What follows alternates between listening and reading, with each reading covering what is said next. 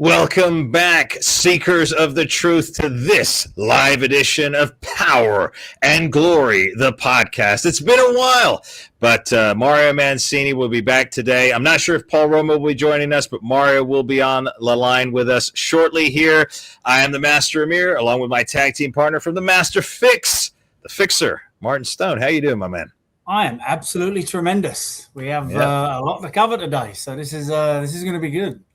We got a lot to cover, my man, and we are definitely not going to be sugarcoating any of this because I tell you what, the way that it's looking right now, my man, I said the other day that I'd ordered a tombstone and they're already chipping away the WWE logo on it saying it's death date.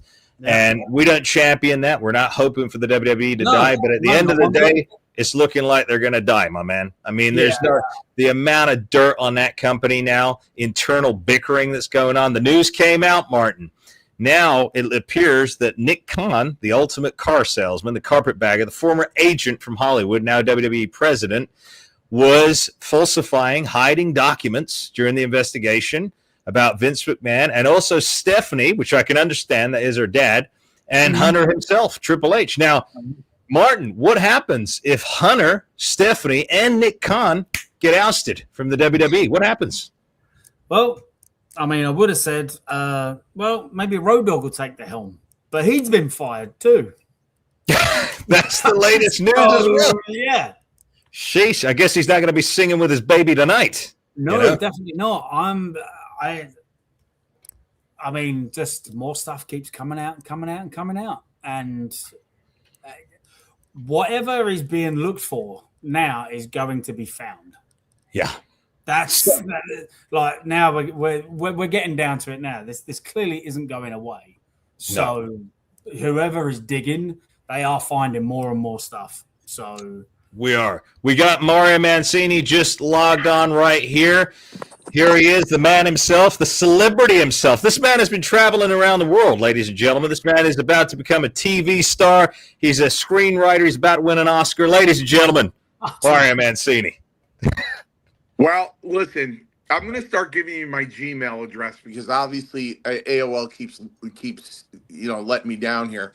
I got to tell you, everything's submitted. I'm still waiting for the network, which makes sense because season 1 just started. Yeah. So I'm not going to, I'm waiting for the network. The network, everything is done, and the network has everything that's edited, and I'm just waiting. The more I'm excited about my action figure came out. It was released Sunday night at 10 o'clock for pre-sale. Wow. And there's only 100. And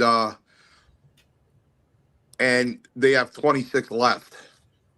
Wow, that's pretty darn good. That's a pretty good first run, Mario. Yeah. And you know me, Amir. I was like this little minnow in this huge ocean in the wrestling business, and I'm very appreciative and very thankful, for what Sean did in Kayfabe Toys. So I'm really appreciative of what he did. That's good. What? I'm glad you're getting good news, Mario, because the WWE is in a world of shit right now, my man. And that's putting it lightly. That's putting it lightly, Mario. Well, listen, you know where I am. You know where I'm sitting. Yep. So I don't want to go on a long rant, but I'm, you know who I'm for. Right. We know that from Hey Roma, right? Yeah. But that being said, the Constitution is in the toilet. Yeah.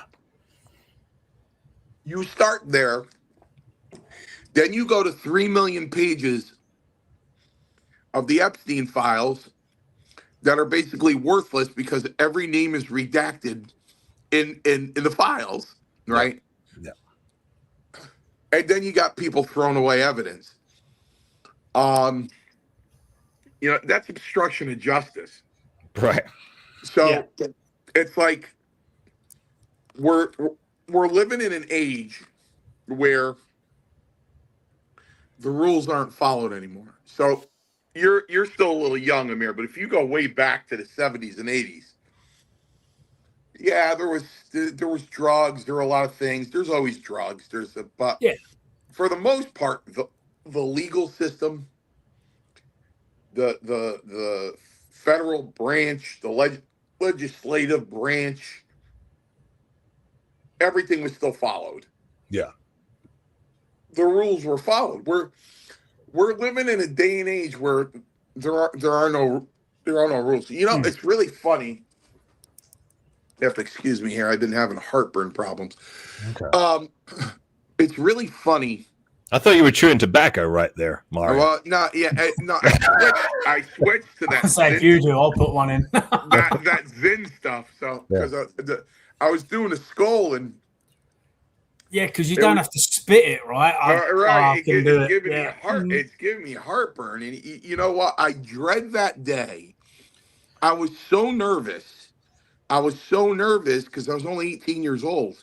I just turned 18 6 weeks before I turned pro. Mm-hmm. So I'm sitting there in Poughkeepsie, and I'm sitting next to Jimmy Snuka. I'm not looking at him, not saying anything. And he breaks out the Copenhagen, and he goes, "Hey, Bretta, you want some?" Well, hell, Jimmy Snuka just offered me something. You can't say no, yeah. Yeah, right. So I'm there, turning green. I'm like, start getting hiccups. The room starts spinning. You know what I mean? I'm like, but stupid me, and there was no long cut back then. So stupid me, I end up going to a gas station and getting wintergreen.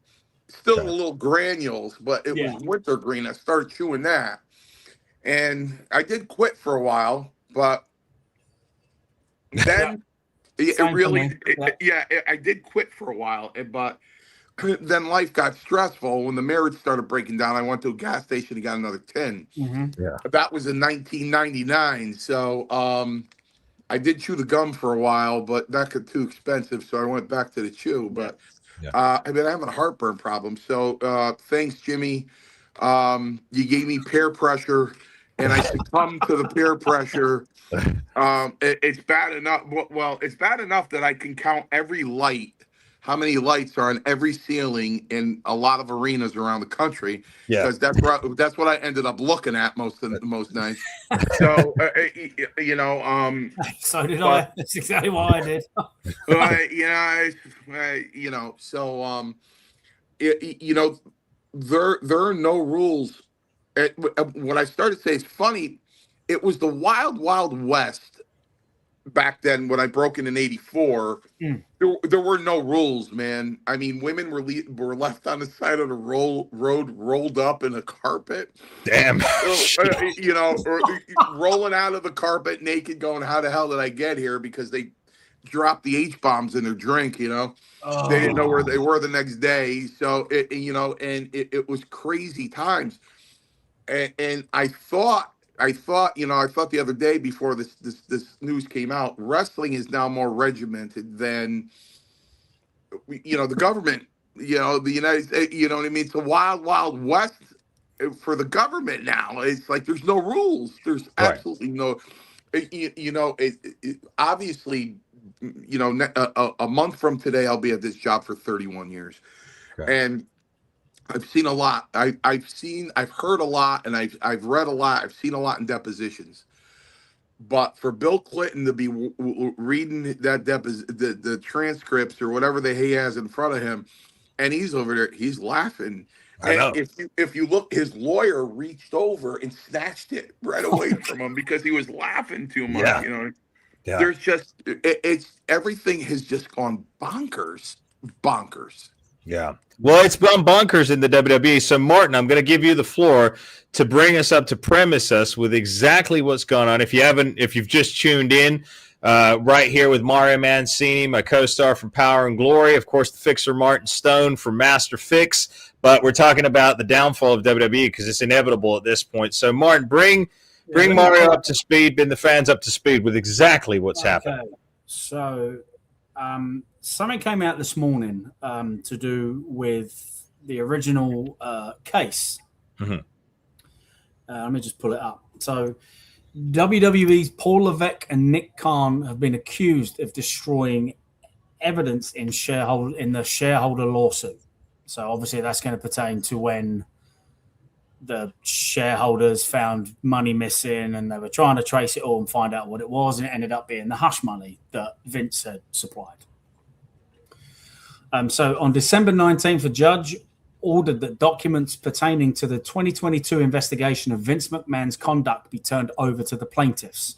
A bombshell that was followed up only days later with evidence that suggested Endeavor had known McMahon would be returning to the company months before it occurred. So already there, they put out that big press release saying due to the ongoing accusations towards Vince McMahon, he will not be working at this company. Right. But now documents are coming out that they were trying to bring him back.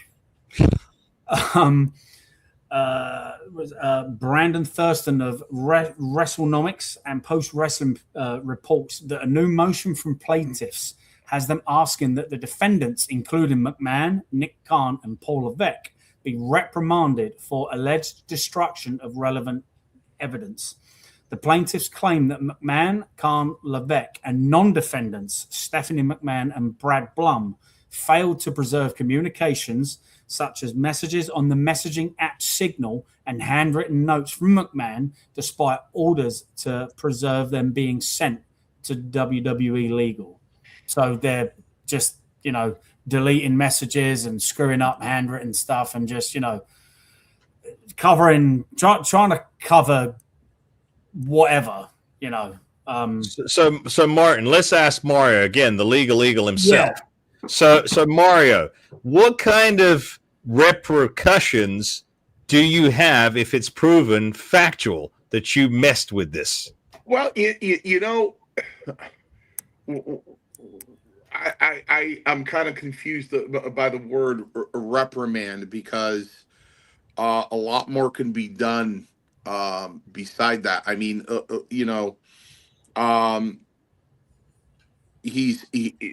it's definitely an obstruction. It's done. He knew he did it. It's wanton, reckless.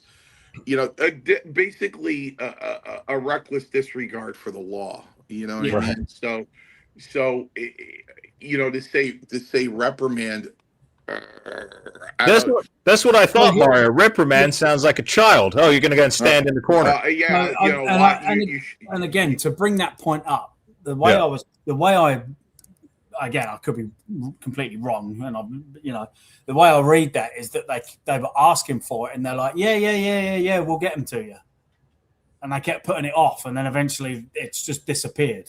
So I don't know if it's kind of like, hey, you had to this date to deliver it. Hasn't been given. Okay, you've got an extension. Hasn't been given. Okay, you got one more, and then now it's all cut like. Mario, can they do jail time for an obstruction of this nature? Well, okay. Let's go through this. So it's like any other lawsuit, right? You file a lawsuit, and after the lawsuit is returned, it's usually 21 days, and believe it or not, it should be on a Tuesday. Don't ask me. Yeah. Then the discovery process starts. Yeah. And if you fail, if you fail to in a civil suit, when you fail to comply with discovery, they can file what's called a non-suit. Okay. For failing and they can dismiss the case for failure to comply with discovery. But here's the thing that I'm wondering. They have a lawyer. Yeah. Yeah. Well, the lawyer is responsible for the discovery. Okay. So now I'm wondering if the lawyer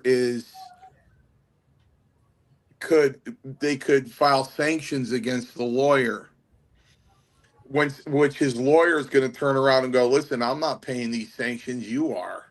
Mm-hmm. So it depends you know me and Mary. You get frustrated with me because I don't follow a lot of I don't follow a lot of things. No, But again, what, I just saw this all drop this morning. So yeah, tell me what they're trying to prove again in this case. Yeah, Martin, go ahead. Yep, let me pull the rest of it up. So, the plaintiffs further claim that Khan was the main culprit behind the lost evidence, suggesting he spearheaded the signal communications between all involved. Khan is further alleged to have used Signal due to its auto-delete function, which allows users to set messages to delete whenever they choose. Based on the available context, the plaintiffs also claim that Khan deleted text messages, which include merger discussions and the investigation of alleged misconduct by McMahon.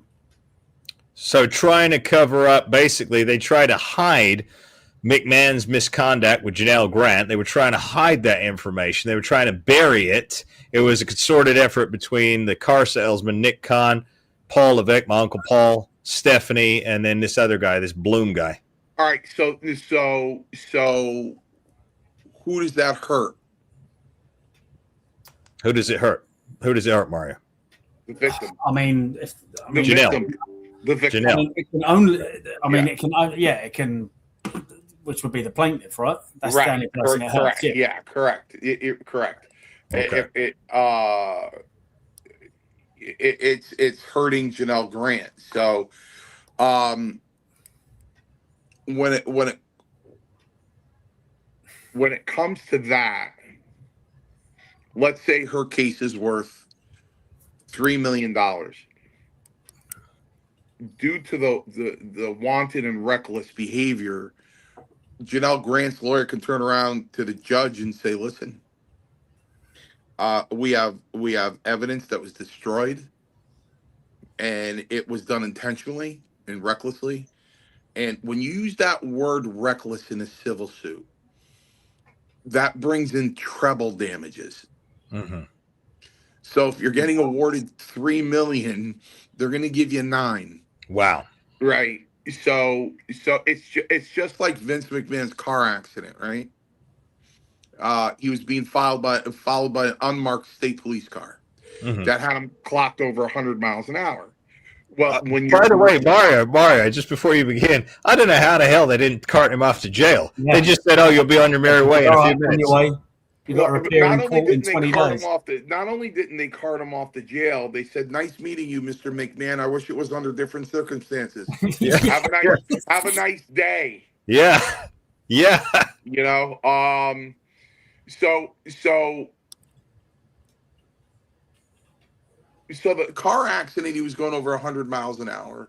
Yeah, that's reckless. Yeah. So if somebody were to sue him in that car accident, they're entitled. Someone, so yeah, they're entitled to treble damages. Wow.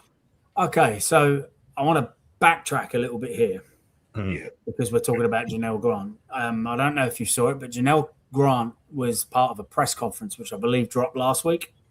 About a week ago, yeah. About a week ago, right. She had actively said that she had moved on.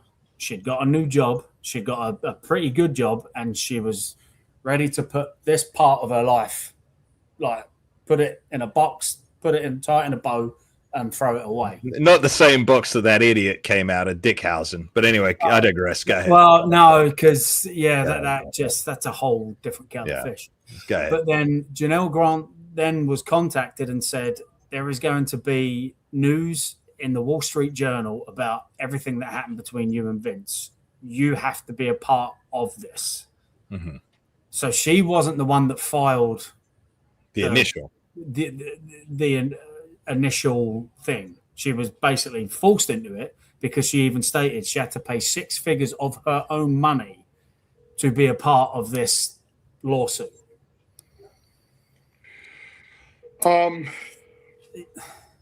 Meaning Mario, in a sense, somebody leaked into prosecuting. Yeah, somebody leaked it because somebody had it out for Vince McMahon.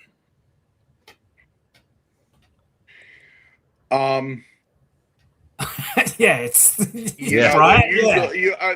The first thing that comes to my brain is usually cases like that are taken out a contingent fee. Okay. They're taking on let's look at Rita Marie's case. She didn't pay her lawyer a dime. He took Right. it on a contingency, and he Right. took a third when it settled. Yeah. I don't even know if it was legal for them to take a fee if she signed a contingent fee agreement. Mhm. So I don't even know if they were if that what state Connecticut lawyer, not Yeah. what's She's in Connecticut, Janelle Yeah. Grant. She said this herself, Mario. Yeah, she Her said own this words. herself. Her own words. She did a press conference. Yeah. Yeah. It was 15 minutes long. Like Yeah. she goes into detail and literally she clear as day states, I was done with this. I'd changed my job. I'd relocated in Connecticut, and then she got contacted. Well, basically blackmailed. Hey, this is coming out about you in the Wall Street Journal. You got a day, and it's coming out tomorrow. Oh. It's So somebody leaked the NDAs. You're telling me that she was forced into litigation? Yeah, that's pretty what much. she states. Yeah, that's what she stated, Mario. I can send you the video.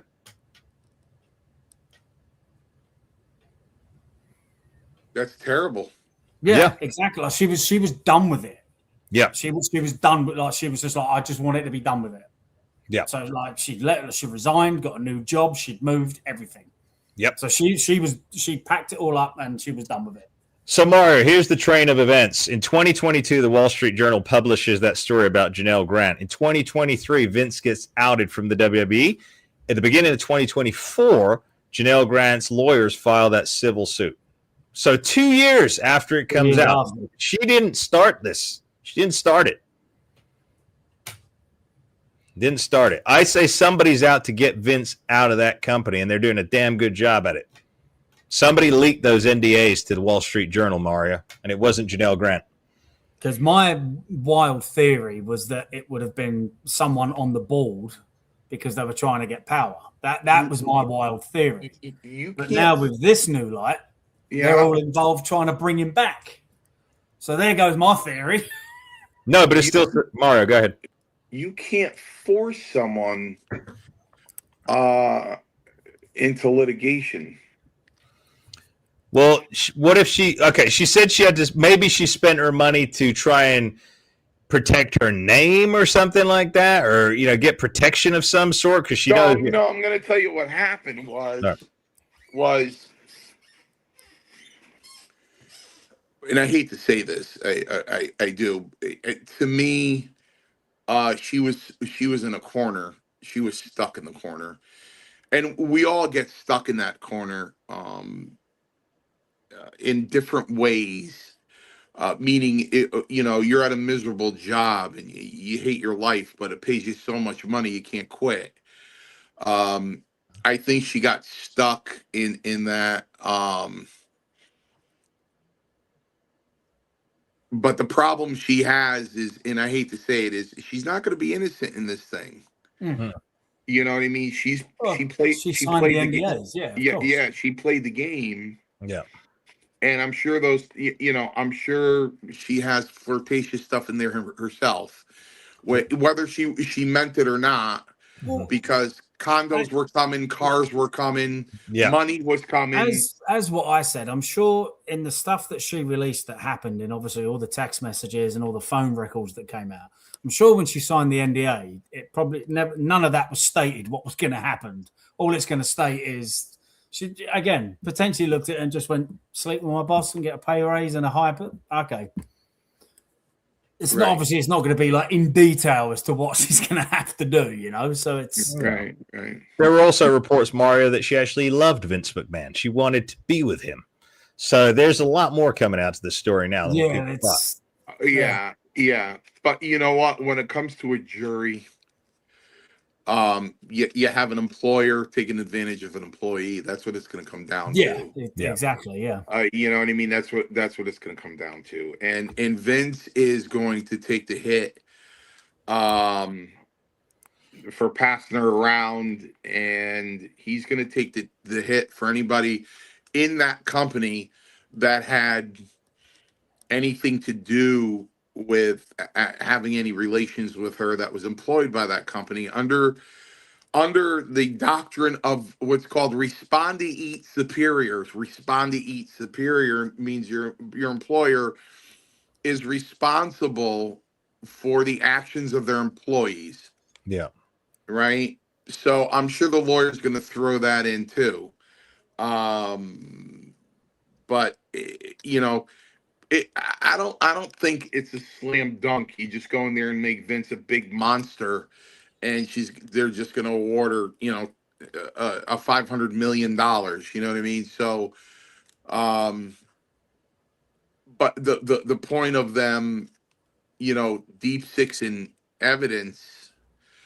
I'm trying to think about her statement. My brain is racking about her statement because I'm wondering I'm just wondering if it can come in because the definition of hearsay is any out of court statement offered to prove the truth of the matter, right?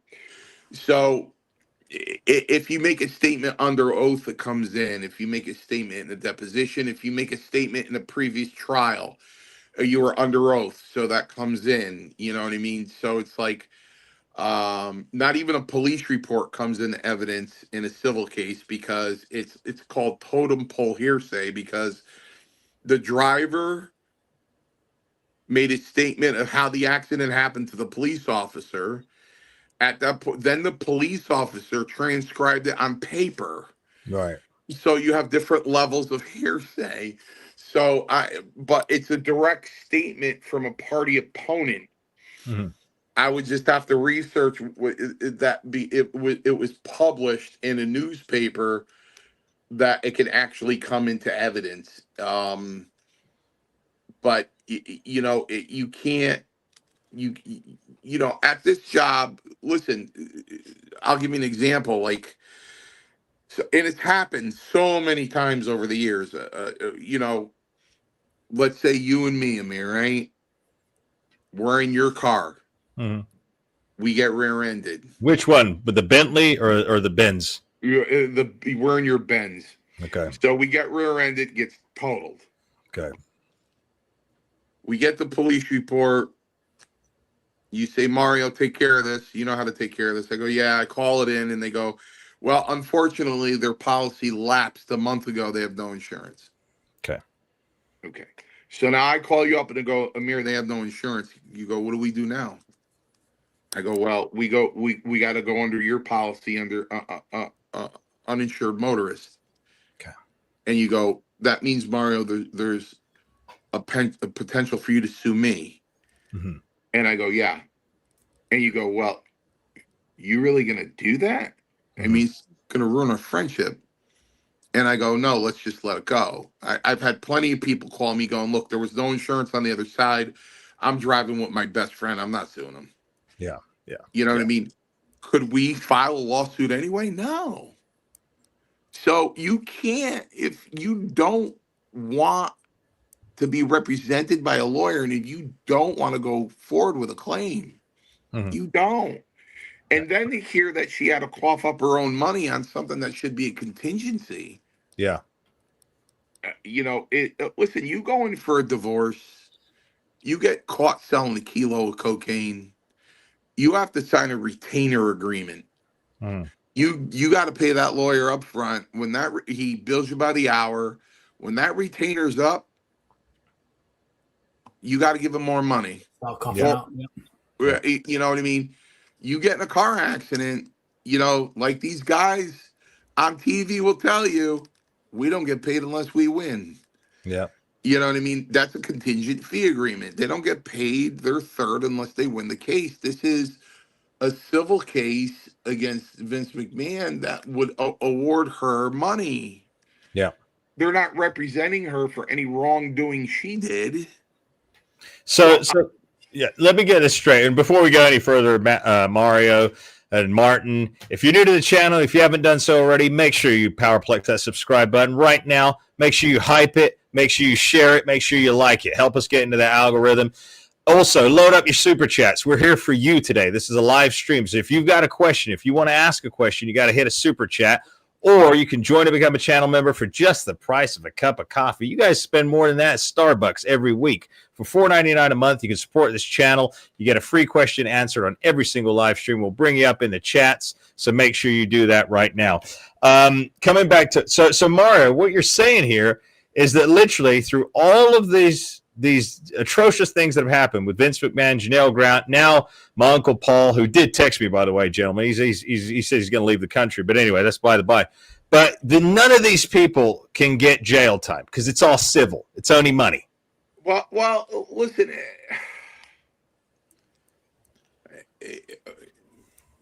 Vince never got arrested for what he did. I mean, they just withheld discovery. That's what they did. They withheld discovery, and they can get sanctioned. They could get fined. So basically, they can get a slap on the wrist. Don't do it again, and it's right. all. Yeah. So it's like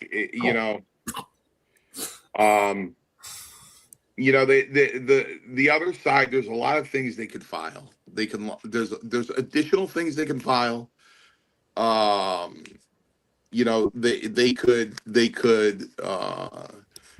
They can claim that some of the people that aren't named are now an indispensable party, and they could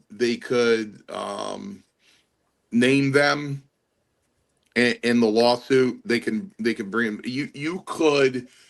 You could modify the pleadings anytime, right up to trial. In a lawsuit, you can do a cross complaint. You could add an indispensable party. You could do anything you want right up to time to trial. You can always add people. You could there's a lot of things they could do. They can file a non-suit. They can the other side can file a motion to dismiss because there's the lack of evidence. But that was intentional. So I don't see how a judge would grant a motion to dismiss. So Mario, okay, here's what we got on the table then. Of course, you haven't been following everything because you have a life and you're not wasting your time on WWE. But at the end of the day, since January, they've been going down the toilet. It started at the Royal Rumble in Saudi Arabia, an arena that was basically not even sold out, even in Saudi Arabia.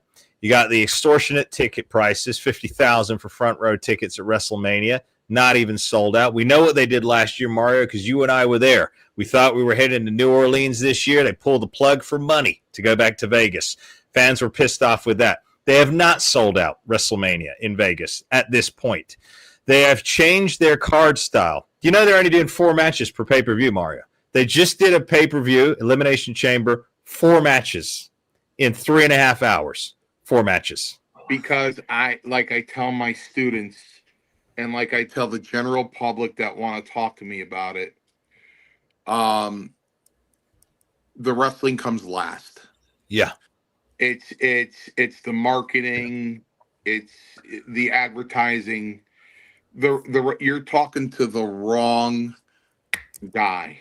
Yeah. You're talking to the wrong guy, a guy that was around the Samoans and Rocky Johnson and Tito Santana and Don Morocco. And,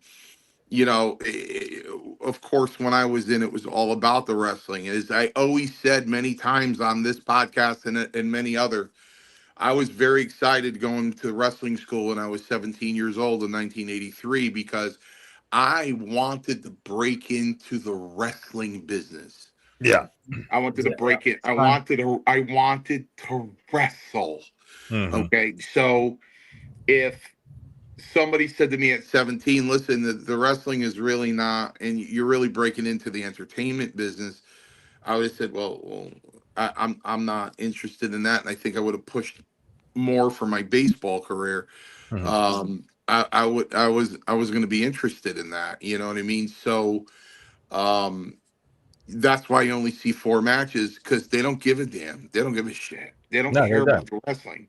And when you think about the wrestling, there's nothing to it. No. You know what I mean? There's no, I tell the students all the time, like, I'm going to be 60 in 3 months. And I go, I can get in there for 12 minutes and not touch you for 5 minutes, not even lay a finger on you. And I promise you, I'll have everybody off their feet. Yeah. And Amir, I go like this. I go, all I need is one popsicle stick, and I can do that. Okay. I can do that with one popsicle stick. You know, because all of my mentors, all of my mentors are rolling over in their grave. Gorilla Monsoon, Chief Jake Strongbow, Arnold Skolin, even Pat Patterson. I always say inside the lines, Pat Patterson was a genius. Oh, Yeah. he was such a great, just literally the best finishing guy ever. Like, He was a genius. Outside the lines, Terry Garvin, Yeah. Terry Garvin, same thing. You know, all these guys taught me the business, and they're rolling over in their graves because these guys too were wrestlers. You know what I mean? And there was always, as Chief would say, there was always the Gaga. Yeah. And there was always the work and the kayfabe and the marks and all that other lingo we used back then. You know what I mean? But that's all dead too. Yeah. So Yeah. I'm not surprised that that you're only seeing 4 matches. I just don't know. I just don't know when it's going to end. I think it's pretty close. And Yeah. what I'm wondering is what's going through the mind of TKO. Right. Yeah.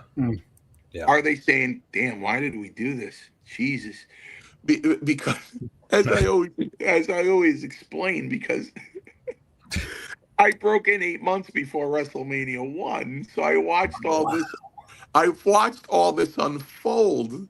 Yeah. And it was so glamorous, and Cyndi Lauper, and I met Danny DeVito and Joe Piscopo, and I met so many people, and it was so glamorous, and it was so chic, and it was the in thing, and but I always compare it to that very short-lived. I'm very pissed off that it was short-lived. This HBO series called Carnival.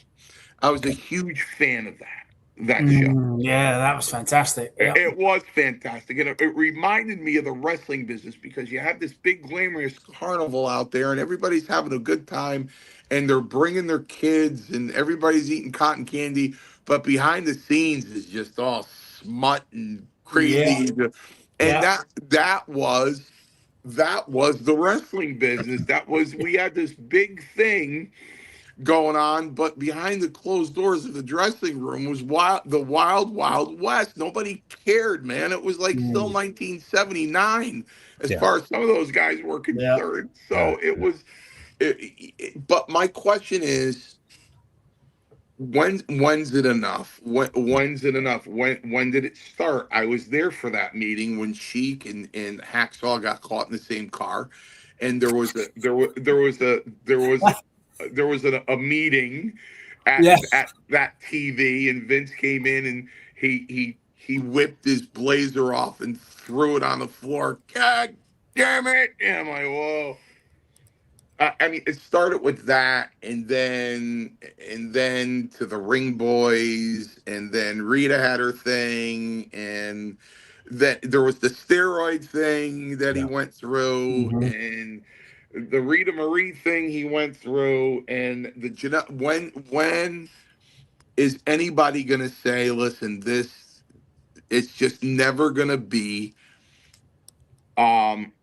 a clean business. I remember I actually ended up breaking down when I did an interview for the documentary that's still not out, that I did for HBO Max. It's almost 2 years now. Yeah. And the executive producer that was interviewing me for it was like a pre-interview to the actual filming. It was a Zoom. And she said, Mario, what would make you happy? What do you want to see? And I said, I want to see people go into the wrestling business and making it on their own merits. And that really just, I got overwhelmed by that, because people go, you know, when I would do house shows and I'm walking to my car, they'd go, geez, that was a hell of a match with Mike Sharp. Boy, you really good. Hey, how come you don't do that on TV? Mhm. Well, and kayfabe was alive a while ago. Well, Mike Sharp's a little more near my level. I can't do that on TV because they put me with these big, experienced superstars that are so much bigger than me. It's hard for me to do on TV what I do here. Oh, Yeah. yeah, that's true. And, you know, you protect the kayfabe, right? Protect the business. Well, yeah. So, you know, and I would tell people that, listen, they go, why didn't they give you a push? I go, I didn't have three things. And Amir, this gets everybody. It never doesn't get a laugh. So I didn't have three things. The first thing I didn't have is when I get off the airplane and a 6-year-old goes, Mom, is that Uncle Al? And they go, no, but it looks like Uncle Al. And then Roma gets off the plane with a tank top and they go, who the hell is that? I didn't have that. Mm-hmm. I could mix in a crowd very easily. So that's a problem right there, number one.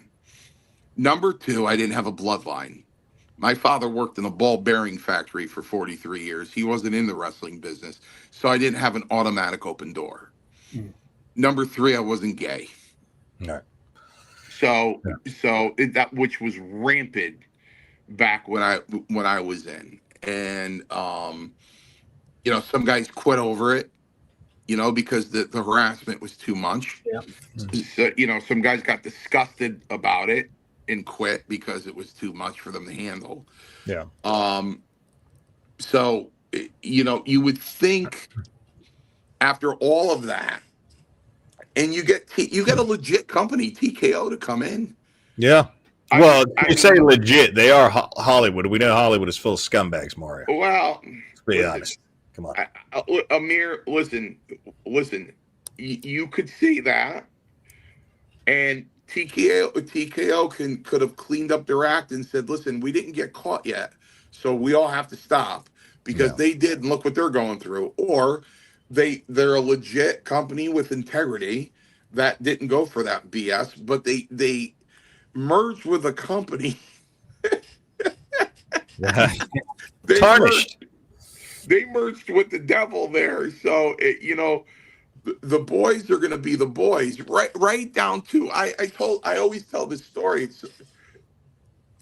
We'd be in a fourth town. Okay, so fourth town is a high school in Pennsylvania. And you got the Wild Samoans are on the card, you know, maybe Mike Sharp, and maybe you get a Tito Santana there or whatever. And there was always one guy, always, that we would scream kayfabe, and the agent would go, this guy would like to come in the dressing room, which is taboo. But the agent knew what he was doing. Yeah. So the guy would come into the dressing room and go, I own Walt's Steak and Ale down the street, and everybody's invited to come there and eat. And I would turn around and go, oh. Oh. Alpha and Sika would sit down and go, we'll have 3 T-bone steaks. And the guy just didn't know what he was getting himself into. Yeah. You know, he just didn't know. The boys will always be the boys, won't they? Yeah, and you know what? He took the words. That was my end. You see the connection here, Amir? That was my end. I was going to say, when it comes to the wrestling business, whether you're Vince McMahon or you're a worker or whatever, what he just said was going to be my exact statement. The boys will always be the boys. Always. Well, I think to a degree. I mean, I think now what we're seeing, Mario, not everyone, not all, but many are not that anymore. We get a lot of imbeciles, a lot of overgrown children who are in the business now who don't care. Point in case, the corporate man, Philip, CM Punk, the former CM Punk, coming out this week, posing with belts around his waist, posing naked, being an idiot at 50 years of age. I mean, this kind of idiocy to get viral moments is pathetic. That's not somebody who cares about the lineage of professional wrestling. But my bigger question to the two of you, and Martin, I'm going to bring you back in on this one, my man. Okay. With all the bad press and all the hatred that is coming at WWE now, the lack of ticket sales, not being able to sell out arenas anymore, darkening the Elimination Chamber because they didn't sell out, how much longer do you think WWE legit has, of staying relevant at this point? Legit. If all this comes to pass, that it's all... if it all comes to pass and it all goes down and it's in the headlines, and because obviously if this all plays out and, Vince is found guilty or whatever and everything comes out, then it's going to make national news headlines. And then that's when it's going to be the biggest issue. But deep down, no one wants to see that company disappear off the face of the earth. Correct. Because at the end of the day, I wouldn't be a pro wrestler if it wasn't for my cousin sitting me down when I was 6 years old and putting on Wrestling Challenge and WWF Superstars. I wouldn't be. I would have never got into the pro wrestling business if it wasn't for that. That's my story. Yeah. And so, in an ideal world, none of this would have ever have happened, and it would be squeaky clean. But that's not the reality we're living in right now. I think honestly, it's going to all depend. Empty arenas, not so great ratings, extortionate ticket prices. That, honestly, for me, that will do more harm than all the stuff that's going on behind the scenes right now. Yeah, that's going to do them more harm in the long run. If this all comes to light, you've then got a double whammy. So then what will happen then is parents of kids that want to go and cheer Roman Reigns and wave foam fingers and stuff, the parents are then going to say, you ain't watching that. That place is run by God knows what. Mm-hmm. That's when the issue becomes a problem. So, with the way the ticket sales going, I can see them being like, by the end of this year, I could see it being, mid. When was their real down period? It was like the mid 90s, right? Mid 90s, 95 is when they went to those smoke-filled arenas. Again, potentially I could see it being like that by the end of the year if something doesn't get turned around. ESPN released, there was a thing that came out with ESPN saying that they feel that TKO and WWE really isn't blending with what, like, the ESPN vibe, which was basically your biggest show is not sold out. Your small shows are not sold out. Ticket prices are through the roof. Like, our subscription service is down. What's going on? So now you've got outside investors that are like, hey, what's happening? Yeah. So I'm going to say by the end of the year, and again, I really hope I'm wrong. I really hope I'm proven wrong. But I would say by the end of this year, they will be where they were mid-90s. I think that's a good explanation there. And again, we got a lot of people in the live stream right now. So if you haven't already, PowerPack that subscribe button. Stop living in the shadows. Step out and live into the spotlight with us, the leaders in sports entertainment podcast, the masters of wrestling, right here on this Power and Glory live stream with my two co-stars, former WWE superstar Mario Mancini, former NXT superstar Martin Stone, the Fixer. Make sure you hit that subscribe. Make sure you join and become a channel member for just the price of a cup of coffee, $4.99 a month. Make sure you like the video, hype the video, give it a thumbs up, share it with your friends and family. And, of course, load up your super chats. Ask us questions. Get involved in the conversation. We'll bring you up on the screen. I think that's a good way of looking at it. Mario, I think Martin just said it right there. If this continues for another 7 months with the high prices and the insulting of the fans, they brought out that stupid former AEW wrestler who was basically hired by AEW for 4 years. They only aired him one because they realized how pathetic he was. Now he debuted. They made a big deal out of it. He basically tried to reduplicate the gobbledygooker from Survivor Series 90. Didn't come out of an egg, came out of a crate. Everyone was so disappointed. It was abysmal. And so they've already, basically, they keep doing this to the fans. They keep insulting. What did Vince say back in the 90s, Mario? Didn't he say, we at the WWF don't want you to insult your intelligence? I remember he said that statement. But now here we are in 2026. They're insulting the fans every single week.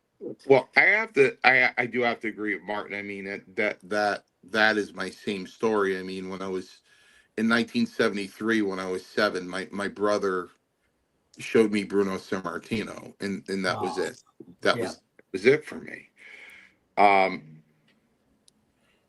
Amir, I'm really going to teach you something about the wrestling business right now. Go ahead, this master. Okay, hey Mario, hold on. If you're going to do that, I'm going to charge every single one of these people in the live stream. You better all donate $100 right now. Can I just do a quick shout out real quick? I know we don't usually do it unless it's a super chat, but Go John ahead. Woodmass 2849. I just hope it is all untrue. I care not if it is adults doing adult things. I hope it does not affect WWE. We grew up on it. Okay. If I'm going to say this because it's the truth. Is this your master educational section? No, Mario? I'm going to say this. No. This is Strongbow. This is Tony Altomar in my head, my trainer, and Vince McMahon himself. God, dying to see if Martin's going to agree with me. Listen, there was. Oh my God, his name is escaping my head. It sucks getting old. Oh my God, evangelistic preacher back in the 80s. Oh, what's his name? Billy Graham? No. Fat guy. Hagee? No. Fat guy. I don't know who this guy is. Anyway, Hustler magazine on the inside cover said he had sex with his mother in an outhouse. What? He had sex with his mother in an outhouse. It's disgusting. Jerry Falwell. Okay. Jerry Falwell sued Hustler magazine. Okay. It went all the way to the Supreme Court. Was his name Jimmy Swaggart? No, Jerry Falwell. Okay. All right. And it went all the way to the Supreme Court of the United States. And Falwell lost because of freedom of speech, and it was a parody. So basically, Hustler magazine's lawyer, Larry Flint's lawyer, went in there and said, "Listen, if you censor this, you're going to have to censor late night talk show hosts who do parodies, comedy shows that do parodies." And they agreed. They're like, "No, this was a parody, you know, dismissed." Mm-hmm. I know where you're going with this. If Vince McMahon, his music hit and he walked out like Mr. McMahon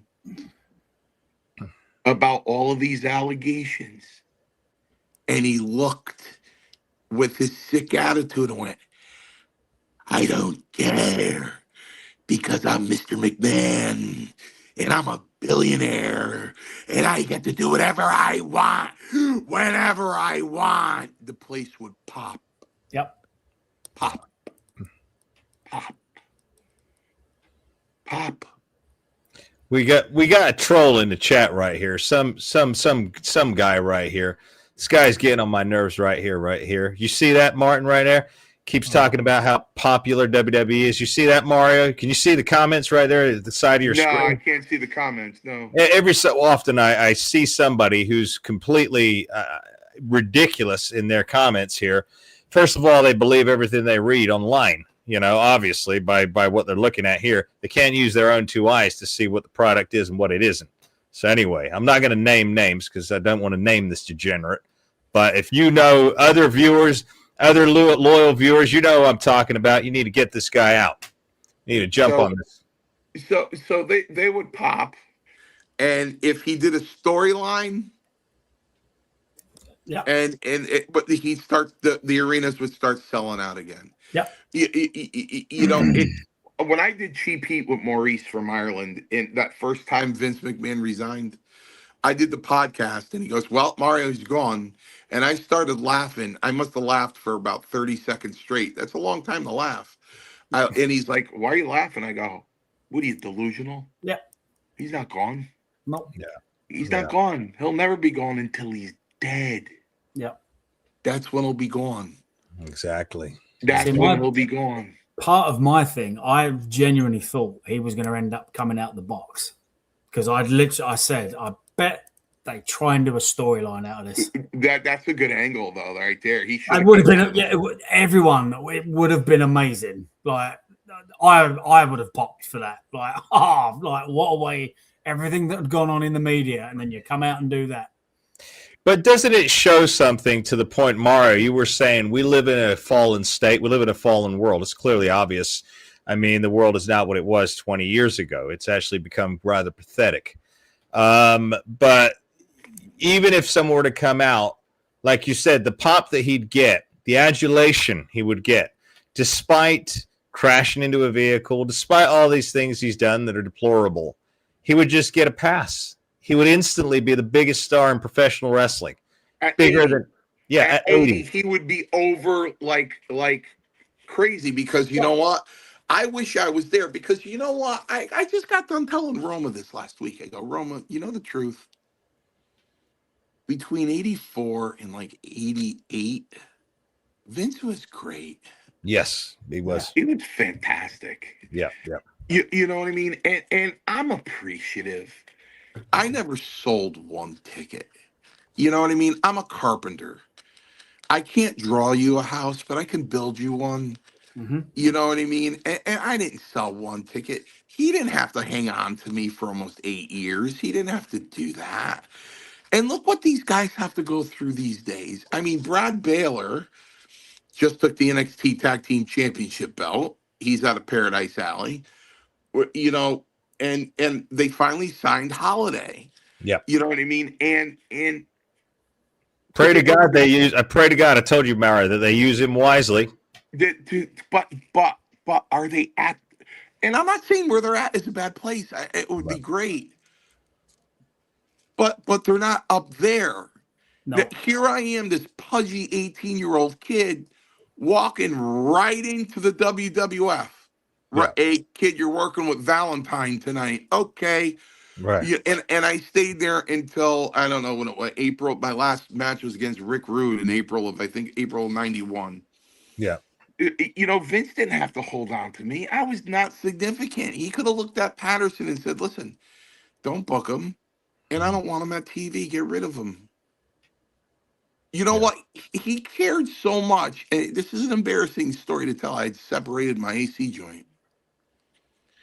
And because I could never drop kick. And I'd be damned. I'd go back into the wrestling school and I'd try to drop kick. And I separated my AC joints. And I couldn't work out. Well, I kept eating. Do you know he could have got rid of me? So I go all the way to UNLV. Mm-hmm. I go all the way to Vegas. And I look at 3 hours on the board. I go, hey, Chief, I didn't come out here to gamble. I came out here to wrestle. He goes, well, Mr. Mancini, Caesar seems to think you gained a couple more pounds. So you're off the roster tonight. I go, what? Yeah. I was, 3 weeks later at the next TV, I was 37 pounds down. Wow. And I did all 3 hours that TV. He put me in all three hours. He didn't have to give a shit about me. He could have said, you know what? The guy might have been injured, but while he was injured, he ate too many pizzas. Get him out of here. He never did that. He got mad. Yeah. He got mad. And he said, listen, tell Mancini to drop a couple pounds. And I did. And I was on Tuesday Night Titans. He didn't have to say bring Mancini in. You know what I mean? He could have had other guys on there. You know what I mean? So I don't know. I know that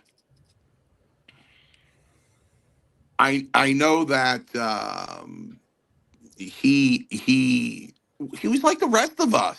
Mm-hmm. He was like the rest of us. We'd go there to work, and then we'd try to get laid. The problem with WWE right now, Mario and Martin, is like you said, you described a very not family in the sense of PG, but a family environment in which you guys were a band of thieves together going down the road trying to put on entertaining shows and make money. Okay, but it was designed for family entertainment outside in the arena. Yeah, and whoa, Amir, listen to me. You go on YouTube. You go on YouTube and go into 1977, 78, 79, 80 Madison Square Garden shows, and you tell me how many kids you count in that crowd. Back then, no, I mean, if we're going into the 80s and 90s, early 90s. You're talking about the action figure, and I did the show in that ballroom in New York City when they released the action figures. They did a wrestling show, and myself and Gino Carabello were on that show. You know what I mean? Yeah, I know that the Saturday morning cartoon, the whole 9 yards. I know what you're talking about, but the mentality was still back there. Yeah. You know, it was still caught up yet. You know, it was still bad. For God's sakes, I was in Canada, and I look up at the board, and I'm like, the 6th match on the 3rd hour. I went. Yeah, being on the last one when it's in the can sucks. I'm like, I'm not. Crowd are dead. They've seen everything. You're like, what am I going to do? I'm not going out there until like 10 minutes to 11. Call time's 5 o'clock. So I go around the corner. I got my boots and trunks on and tank top. I go around the corner, outside the dressing room, around the corner where there was a steel barricade. The fans were there. And this one girl I had that one line. I go, is there something that you want? Because you know what I want. It was pouring rain in Brantford, Ontario. It was pouring. I take her out to the rental car, my boots and trunks on. It was pouring. So I go in the back seat with her, right? I'm like, I'm not on for another 3 hours. You know, I'm not on for hours.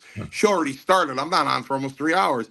So I go back in with this big smile on my face. I'm looking at Roma. Hey, Roma, how you doing? I'm all soaked. He goes, yeah, they changed it to the 1st hour.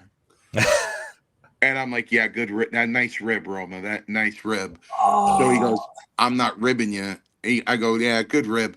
So Strongbow comes around the corner. He goes, and he's got that rolled up piece of paper in his hand that he always has. And he's, Mancini, where the hell you been? Where the hell have you been? I go, I had a headache, Chief, and I went to the store to get some aspirin. And he looked at me head to toe, and my boots were full of mud.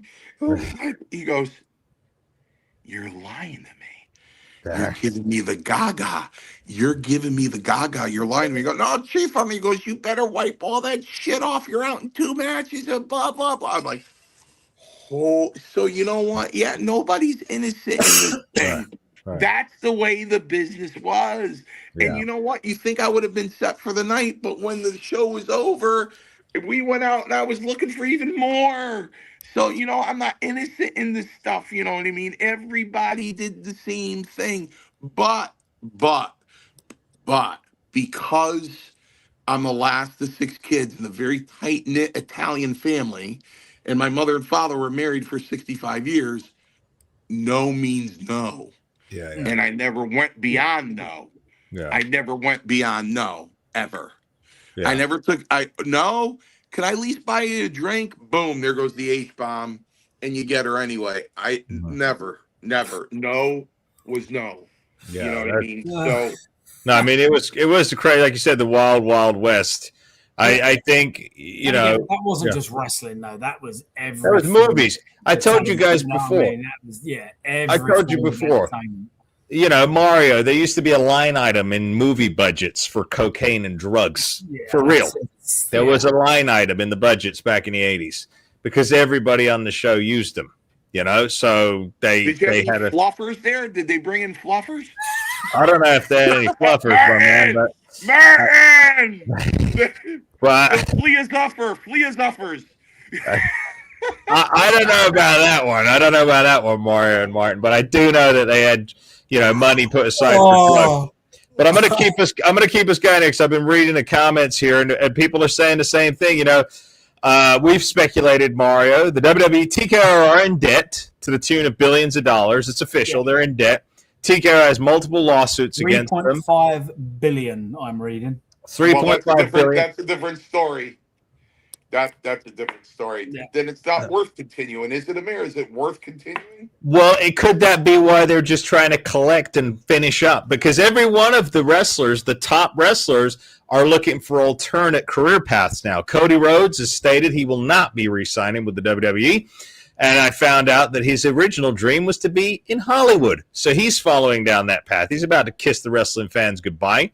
Not that he's not a user anyway. He used the Young Bucks. He used Ring of Honor. He used AEW. And now he's using WWE to get to Hollywood. But at the end of the day, CM Punk, obviously, he's making a play to work at Playgirl now, or Playboy magazine, probably, knowing him. So he's making a run for that. Roman Reigns is in and out. He's into Hollywood. He's not. The Rock totally ditched WWE. He's gone. Becky Lynch, she's in Hollywood now. She's going to be in a Star Trek TV series. I'm sure her husband, Mr. Becky Lynch, will follow hanging onto her skirt coattails. Not with that voice. What's that?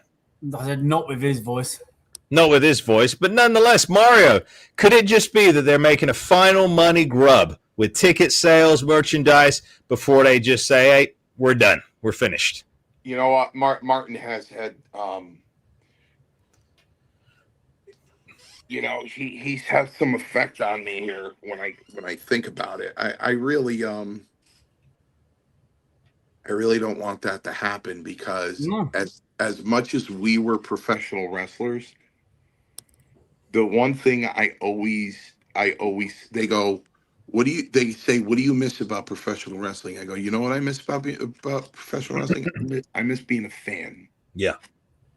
And I'll never be a fan again. Yeah, no, once you're in, that's it. Yeah. You were in a different, it was all different when you were a fan. You know what I mean? So I miss that.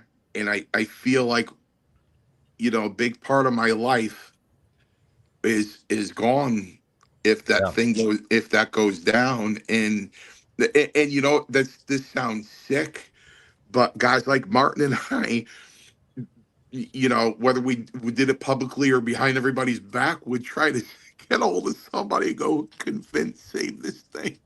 Could he save it? Because listen. It can't get any worse. And again, it can get worse, Martin. It's obvious. So many wild theories. I'm like, there is no way does Hunter and people like that write this show and put it out and go, that's great TV. Like, I refuse to believe that. There's no way. I refuse to believe it. So it's like, who is running that place? Because it's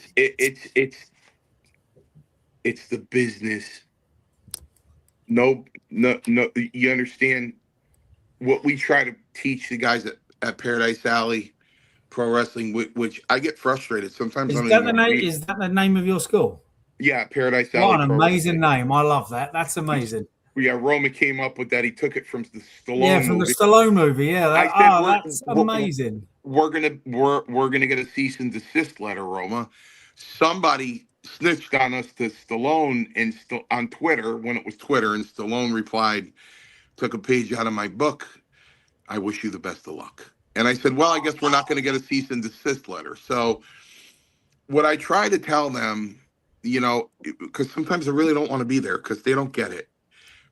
When you wrestle and when you get in, Amir, this is very important for you. Uh-huh. If you're wrestling for yourself, if you're in the business for yourself, you're not going to last very long. That's what I've been saying. I'm in it for the fans, my man. No, I'm in it to entertain if you're in it for the business, for the company, you're working for the company and you're working for the business. Yeah. You'll be successful. Yeah. You know what I mean? But if you're for yourself, that was always Hogan's knock. It was all about Hogan, but he became Babe Ruth. What are you gonna do? Yeah. You know what I mean? So it's the business itself Yeah. You know what I mean? You want to preserve it. You want to save it. Yeah. And you want to look at us and go, hey, the wrestling business is going to die. Well, why don't you just rip out my damn heart then? You know what I mean? I don't think it's going to die. I don't think it's going to die. But go ahead, Martin. I'll say to your point, Mario, I have said to Amir before, I said there is two people that need to be happy when you walk through the curtain. The promoter or the booker. And as long as those fans were jumping up and down, screaming, booing, shouting, doing what they were supposed to do. That's what matters. Well, this is what we've been saying. So, Mario, Martin and I have been deliberating this over the last couple of weeks because obviously I'm hearing stuff that shocks me. Not from every guy out there on the indies, but I've heard some guys, like you said, Mario, they're in it for themselves. They only want to get their little shots. They don't give a shit about entertaining the crowd, unless they do their fancy moves. And again, that's not a wrestler. That's not the mark of a pro wrestler. He should not be concerned with that because the fans are engaged in the They're story. the ones that are paying our wages. And they're paying. Right. Exactly. So you got a lot of people like that in the business right now, Mario. And a lot of them are getting in the big leagues. A lot of them are there now. They've polluted, infested like a plague, the big companies, and they're not acting like role models either, Mario. That's another problem. You had guys in the past, at least even if they're not in their personal lives, but when they made public appearances, they acted the part. You could send them on Regis Philbin and Kathy Lee and not be embarrassed by what they said. They acted like pros. A lot of these young turds cannot do that anymore. And that's not even with all the media training in the world. They can't do it. Yeah, the performance center on paper should be amazing. Yeah. You've got a wealth of knowledge. You got guys like Terry Taylor, Fit Finlay, Norman Smiley, Mr. Regal is there a lot of the time. Like Shawn Michaels, you've got a wealth of knowledge, but that system is so broken. Yeah. It's so broken. I never once got told how to work cameras. Wow. Literally, I picked that up from, again, I was trained by Fit Finlay and Dave Taylor and Steve Regal. And, I was trained by them. So I was clued up very early on when I started breaking in. But at no point did they say, okay, you got this one, and that one. Only do all your facials to that one, and the Roman cam will pick that up. Do not turn. It's the most broken. And just you'll be with one coach, and then you might be there for like 2-3 months. Then when you go to the next coach, this coach says what that one says is wrong. So you've got to unlearn all that, because if you don't unlearn what you've just been taught, you're now deemed uncoachable, which is a death sentence. I'm going to say something right now because, like I said, as we're sitting here, Mario, I'm getting heated because, I'm hearing about what you're talking about, some of these young punks, Martin. Mario, I know you and Paul. I know Paul was whisked onto TV in, 6 weeks? Literally 6 weeks. Was and that's it why okay. I wish there wasn't a developmental. I wish it was, hey, this kid's, he's really good. He's he's got good work. He looks good. Let's bring him in for a dark match. And you get that random call, hey, we need you at TVs this week. So you worked for it that way. Right. That's right. That's the right way. That's it. That's how it should, because you're then getting guys that have got, like, again, pro wrestling was in its boom period, like mid-2000s or like early 2000s, because your mid-card were like 20-plus year vets. They've been all over the world. They knew every style. They worked every... That's why the product is so bad now, because the guys are literally learning from point A to point B and this. You know what it is? You know what it is? And I see it on the indies. By the way, thank you, Dan. Dan Might says the Masters of Wrestling should take over and clean house. You're absolutely right, Dan. You're looking at two of us. Well, we're going to all take over right here, but Martin and myself, if you want to see us in action, in fact, if you're in WrestleMania week in Las Vegas, the Fixer and the Master will be in action in Las Vegas. So if you want to see us in the ring, make sure you're out there WrestleMania week. But yeah, one of the things is, Mario, I think people can be over-trained, over-prepared to the point where they scrutinize. I've heard of Mario.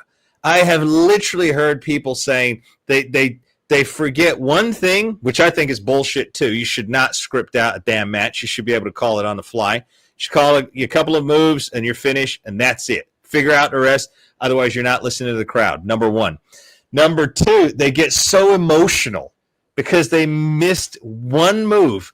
That's pathetic. That is pathetic right there, because if the crowd was loving it, and like you said, Martin, if the promoter loves it, that means that person's been overtrained. All this bullshit, Mario, of, oh no, we're going to keep you here. We're going to keep you on NXT for the next friggin' 5 years. If you're not ready in 5 years, you need to get the F out. I mean, look at Donovan Dijak. I booked the guy. I booked him for Paradise Alley when he was independent. I thought he was outstanding. Yep. Yeah. You know what I mean? I thought he was outstanding. I'm like, what happened to Dijak? Oh, he had his shot. He screwed it up. I'm like, look, you just don't get one shot. You know what I mean? They bring you along. That's BS, man. That's BS. You know what I mean? Listen, I don't. I was fortunate. You know what I mean? I'm 18 years old, albeit TV. I'm 18 years old, and I'm standing there trying to compose myself because I'm watching Harley Race come down the aisle, and I'm like, yeah, I'm wrestling Harley Race. Okay. All right, I'm going to wrestle Harley Race. Are you out of your mind? Are you out of your mind? I was watching this guy, looking at him on the cover of my wrestling magazine when I was 8 years old, covering blood.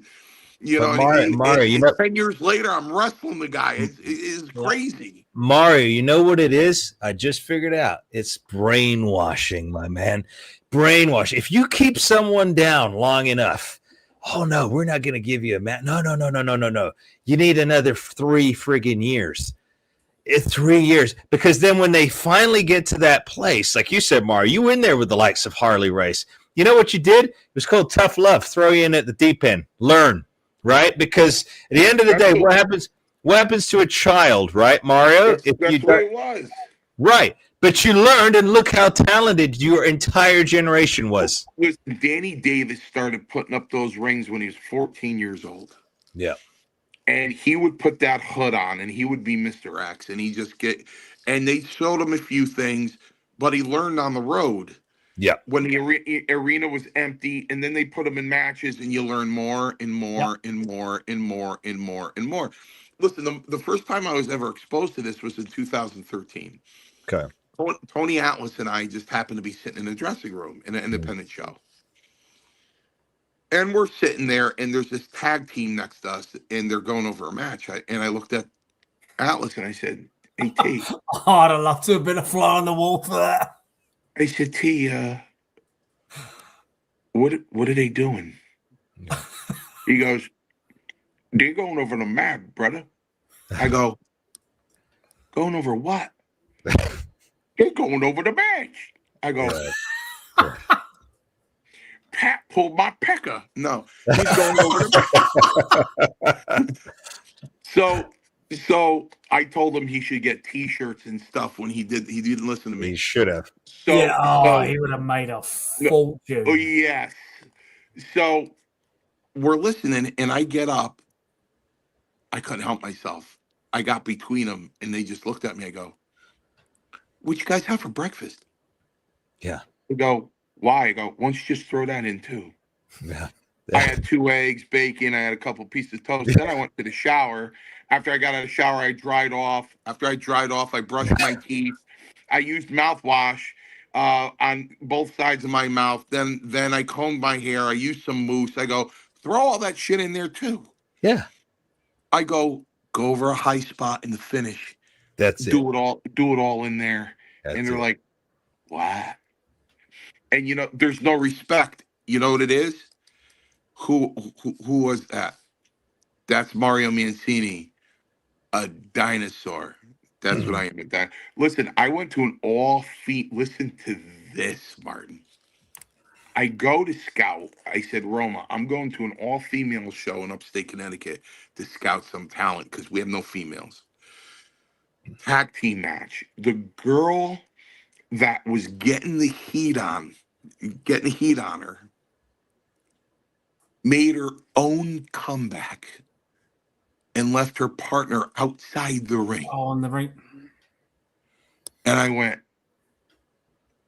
oh. Yeah. After the match, I go back there. I go, I need to speak to the both of you. I go, I've never seen that before in my life. Do you know you have a tag team partner for a reason? They get the heat up on you. You give her the hot tag. Mm-hmm. I go, it's been like that since pro wrestling was created. It's common She's blood like, sense. Yeah. Swear to God, what happened? She looked at me up and down. She walked away.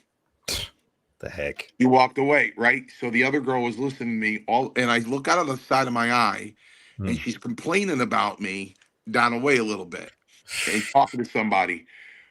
After she got done talking to somebody, she came back up and said, I'm sorry, you were saying. I go, oh, you ready to listen now? Yeah. You ready to listen now?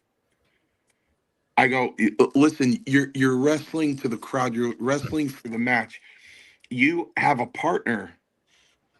I go, the most exciting thing in a tag team match is build into the hot tag. the hot tag. Yeah. And you know what they don't do anymore either? What? They don't do false tags. Listen, I did it every tag team match. It worked like a charm every time. So I'd have the guy have me in a front face lock, and I'd slowly start working my way to the corner. Working my way to the corner. I'd be this close to the tag, and the other heel would come in. Referee would turn his back. I'd tag my partner. He'd come in to clean house, and the referee would turn around and go, hey, no, get back. The fans, he tagged him. I saw it. He tagged him. I didn't see it. And the referee saw sign language, right? I didn't see a tag. I didn't see a tag, you know. Simple. And to that point, even in this day and age of where wrestling is, the greatest pound for pound tag team on any television is a Revival. Okay. Because they do simple stuff like that. Their matches are so exciting. And a bit biased because I do know them both, and I was a part of the system with them. But they got so much praise when they got up on the main roster, because when they started working with Randy Orton, they're two guys that really don't call much. They're like, oh, well, we'll just see what happens out there. And Randy's like, wait, what? You do that? So it's like that. But they do so, and again, there's false tags, there's like distractions. Then it's just, their stuff is so exciting to watch. Fantastic. You know what it is, guys? It's because they're not immersed anymore. I use this word immersed. It's like method acting. They're not immersed in what they're doing out there anymore. They're too much in here because they've been pre-programmed like robots to think that they have to pre-plan every single thing backstage. Spot monkeys. Yeah. Spot monkeys. Exactly. And again, like we live in that world now where people are so much involved on their smartphones that, yes, I get it. You've got to get their attention, but you can still use, you can learn how to work, but you can still use so much of what was done by great talents that paved the way for us, stuff that worked. Okay. Stuff with punches and trying to hide it behind the ref. You can't do that now because a punch isn't illegal, but you can do it with an eye rake. You can do it with a choke. Like, you can still do stuff without having to call it out there. It's you know what I'm going to say though, Martin. I'm going to defend the best generation of all, not this one, of course.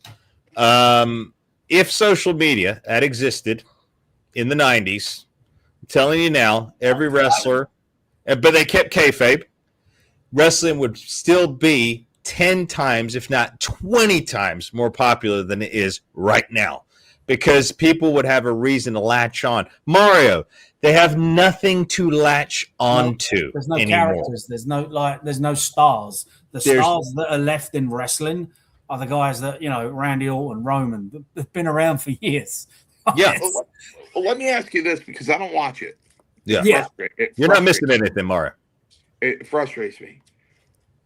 The last time I took 10 minutes to watch it, I heard glass break and the whole freaking place went nuts. Yep. Nuts. And out comes Stone Cold Steve Austin. Is there anybody there today that does that? No. Martin's sick, shaking his head. No. No one. There is no, and again, if you do get a chance to watch Glimpse for 5 minutes, right? And I say this to everyone, I was like, when I was a kid, I watched wrestling because I saw these larger than life characters, and I was like, man, I want to be a wrestler. There is maybe one or two out of that entire company where I know a kid will watch them walk out and they'll go, I want to be just like that. Yeah. One of them looks like Conan the Barbarian from Scotland, who's Drew McIntyre, and the other one is a Samoan, Jacob Fatu. They are the only two that I will lay my bottom dollar on. That if a kid saw them walk out, do their thing, and they go, what's that? Oh, yeah, for sure. That's it. Like, just walk out. But, yeah, we got a super chat came in, Mario, for Martin right here, from Archie Lee, our dear channel member right here. Archie Lee, Mr. Stone. I like the way he addresses you, Martin. Mr. Stone. Yeah, thank you. I have to say, the Revival needed to face the Briscoe brothers to be as good as they are. He's what he's saying. Again, you're only as good as your dance partner when it's a long set of tandem matches.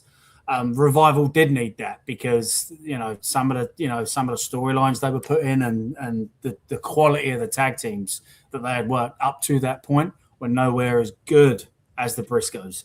And those boys, again, unfortunately, one of them passed away, Jay. They were three of the greatest tag matches I've seen in the last 15 years. And this is modern day wrestling. Like, those are the ones that I know you could watch and appreciate, Mario. They are absolutely fantastic matches. They really are. I think you have to send some to Mario. If you're new to the channel, if you haven't done so already, powerplex that subscribe button. Feel the power right here on Power and Glory, the podcast with us, the leaders of sports entertainment podcast, the masters of wrestling. There's a reason they call us the masters, ladies and gentlemen. And we want you to be right there with us in this master-filled environment of truth, hardcore truth. Someone put in the comments here that Triple H is treating wrestlers like children today and hiring a bunch of, for lack of a better term, overgrown teenagers, Mario. I mean, it's safe to say, Mario, that at 18 years of age, even though you were probably not mature on some levels, you were probably a damn sight tougher than some of these weaklings that they hire today. Well, July 31st, 1984 was my first match in Poughkeepsie against Valentine. And then I was home, obviously, on August 9th in the morning, and Terry Garvin called me and said, we need you in Warwick, Rhode Island tonight at the amphitheater in West Warwick, Rhode Island. I said, okay. And I looked up at the chief was there, and he was the agent. And I looked up at the board, and it said Schultz v. Mancini. And David Schultz broke my nose in two places. And I brought my best friend from high school with me. I still had my 1965 Chrysler Newport I drove to high school with. I went to the show with, and we went to get into the car in a very dark parking lot, and a dome light came on. And he went, hey, and he had a few. And he went, hey, man, your nose is all over your face. I'm like, yeah. He goes, I thought there was something wrong. He goes, because everybody was cheering because it was my comeback. Yeah. Everybody was cheering. He goes, but when he hit you, the whole place went silent. You know what I mean? Like, oh, we don't know if that was supposed to happen. So my point is this. 3 weeks later, right after the packing, I took the packing out myself. The doctor didn't. I went to Hamilton, Ontario for TV, and I looked up at the board and it said Schultz v. Mancini. And I went into the men's room, and I went to a stall, and I closed it, and I just sat down, and I go, what do I do? What do I do? What am I going to do? And listen, I tell the truth. You want to judge me, you go ahead and judge me. I was sitting there like this. What do I do? What do I do? What do I do? If I leave and I say I'm not going to do it, I'm done. I'm through. What do I do? And something came over me, and I got out of that stall, and I went up to David. I said, David, We're working tonight. You can break it again. I don't care. Break it again. I'll just get it reset again. Just break it again. No, boy, calm down, boy. Yeah. But, okay, calm down now. I'm going to tell you what I'm going to do for you. I'm going to apologize to you on national TV. 18. Wow. Really? Yeah. Yeah, right on national TV, boy. I'm going to apologize to you. Okay. Go out there. He puts his arm. It's on YouTube. Okay. He puts his arms out like this. Says, I'm sorry for breaking your nose. Shakes my hand and slaps me clear across the face. Hard. Yeah. The match was over. He was waiting for me. He didn't go back to the dressing room. He was waiting for me in Gorilla. And I came through that curtain and he looked at me and had a big smile on his face. And I just started laughing. Yeah. And we hugged. And he went like this to my hair and he goes, "You're a tough kid." That's all I needed to do. That's all I needed is for David Schultz to tell me I'm a tough kid. Yeah. That was it. That was good. Again, That was good. That slap was heard good. around the world that still echoes to this day. Right. So you're right. You're right, Amir. I mean, I was a boy in a man's world, and even Vince was shocked. Yeah. He didn't know. So when we cut from Tuesday Night Titans, when he goes, Mario, what makes you want to sign a contract to wrestle with the likes of King Kong Bundy? I go, well, Vince, I'm only 18 years old, and I did the interview, and then when we were cut, he goes, "You're only 18?" I go, "Yeah." I go, and this was I think this was May of '85. He goes, "When are you going to be 19?" And I go, "Next month." I go, "Is this a problem?" He goes, "No, I just didn't know you were 18 years old." I'm like, yeah. That's You're why right. when I look like the Pillsbury Doughboy, I go to people, "Hey, listen, sorry I didn't start seriously slamming weights when I was 12. I apologize." Freaking 6 weeks after I turned 18, I'm sorry I didn't start hanging and banging hard. You know what I mean? So, but as the years went on and as I got smart with steroids and everything, by the time I worked with Taker in 89, 90, 91, I started competing in powerlifting competitively. So I got my act together there. So I walked around the dressing room. Chief used to go, "Oh, Mr. Roma, can I see you for a minute?" I go, No. Not yet, Chief. I'm not there yet. He used to break my stones and call me Mr. He was all pumped up. You know what I mean? Listen, I think you make an extraordinary point, which really breaks my heart because it was a tough business and you got measured by that. You got tested. You got stretched. They stretched you. You got tested on your toughness back then. And you made an extraordinary point. If they're not doing that anymore, listen, Martin will tell you, there were legitimate tough guys. Yeah. And then you had entertainers. Yeah. You didn't mess with Rick Rude. Rick Rude fought bare knuckles before he got into wrestling. Yeah. That's a legitimate wrestling champion, so he's just going to rip your throat out. Yeah. Right. So you got Rick Rude. You got Billy Jack Haynes, who I don't know. The rumors were he did time before he got into the wrestling business. Of course, you had Haku. Yeah. You know what I mean? Enough said. You know what I mean? You had legitimate tough guys there. And then you had entertainers. Yeah. You had but the difference also, Mario, was up here. Now you've got guys like Mr. Becky Lynch who cries and whines just because, one of the greatest minds in wrestling left, Vince Russo, says a few, things about him saying, I don't think he doesn't know what he is. He doesn't know if he's a face or a heel. He doesn't know how to act like it. A few other things, and he cries about it on a podcast. This is what I'm saying to you. Back then, guys weren't triggered by every single word that was said about him backstage. Well, that's just the thing. I have a guy that's not with Paradise Alley anymore, and he's a good entertainer and a tough guy on top of it. And Triple H's assistant comes down every September to scout. Mm-hmm. That's how Brad Baylor got in. Okay. We have one girl who's 22 that's going to be at the Performance Center by next year. There's no doubt in my mind. So Gabe already scouted her. You know what I mean? And when the wrestlers come out to get critiqued, that's what he says. He goes, "I don't know who you are. Mm-hmm. I don't know who you are." The worst part, which I tell them all year, because I listen to the critiques. Yeah.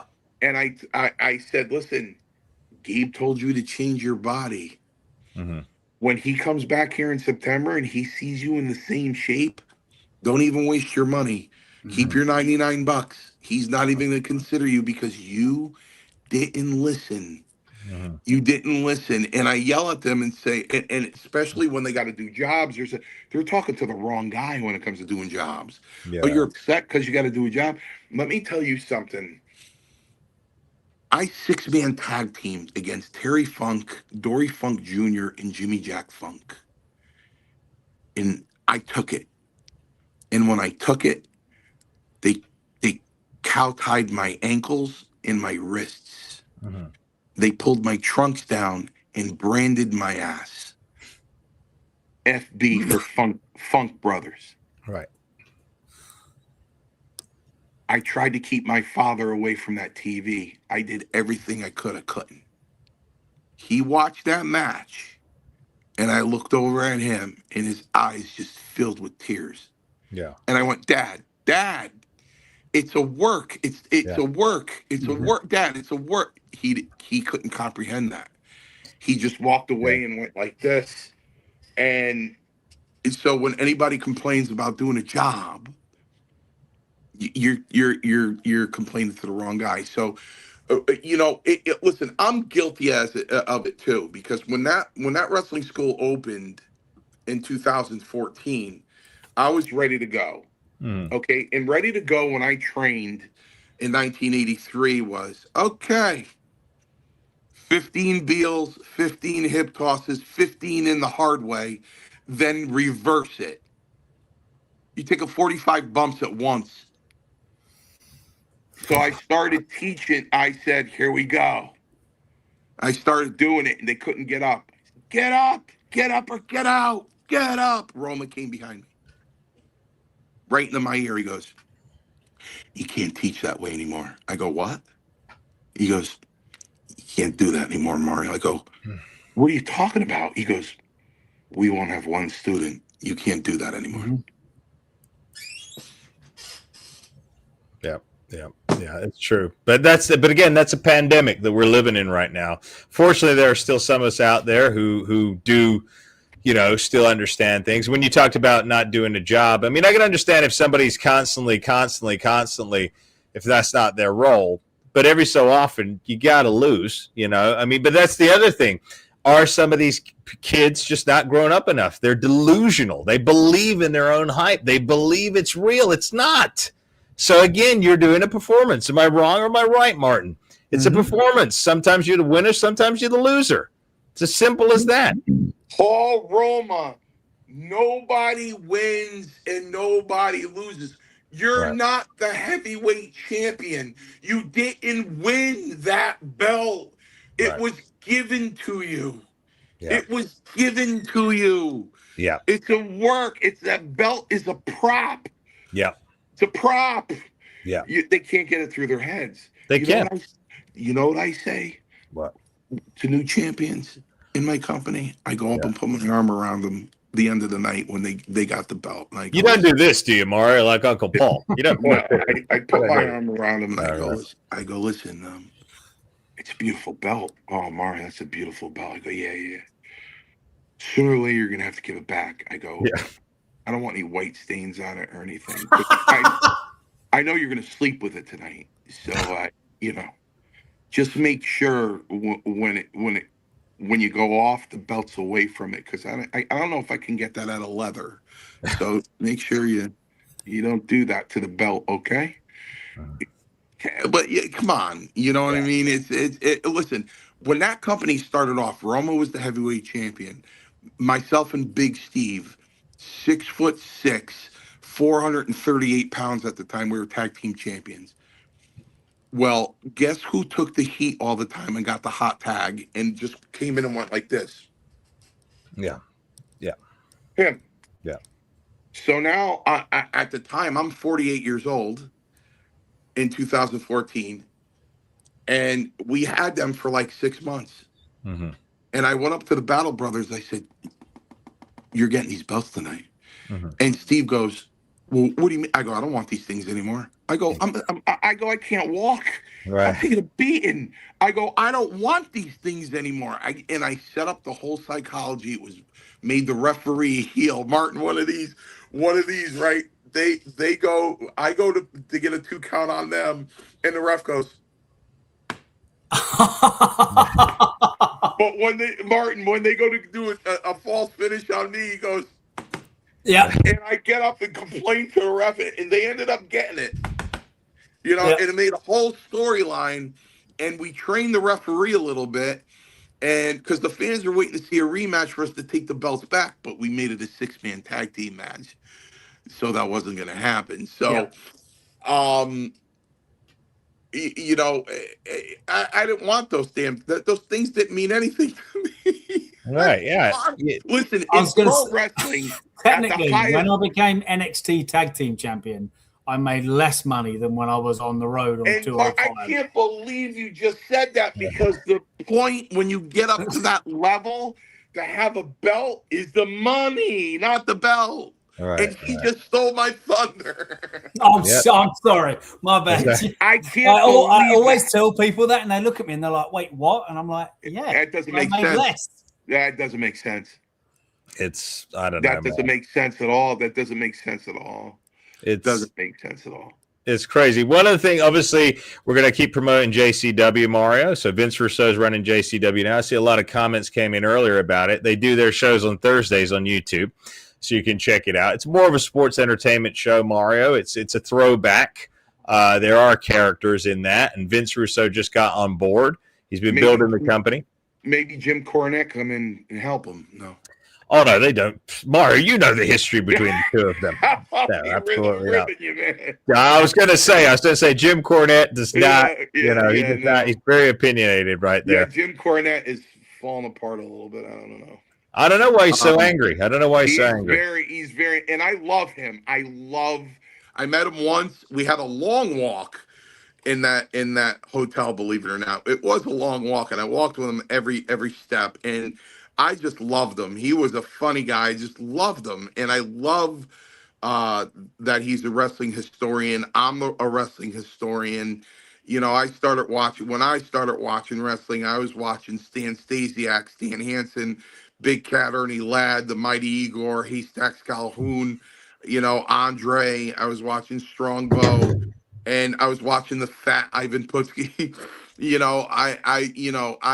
I go back, and I even go back and watch Gotch and all Jimmy Lundis and all those guys. You know what I mean? So on YouTube, I watched them. I wasn't alive to watch them, but I was alive to watch those other guys. So I have a lot of respect for Cornette. He's a great wrestling guy, but he does get very angry. He'll always be my guy, because when Holiday came back down with his illness, he was literally in tears on his show, literally choked up. And so Holiday overcame that. It's been a few years now, and he's good to go. Obviously, he just signed with NXT. So, and I got angry at that, Martin. I'm like, because he's been at this for 12 years now. And he called me up. He goes, "Mario," because he knows me. He goes, "I don't want you to get angry."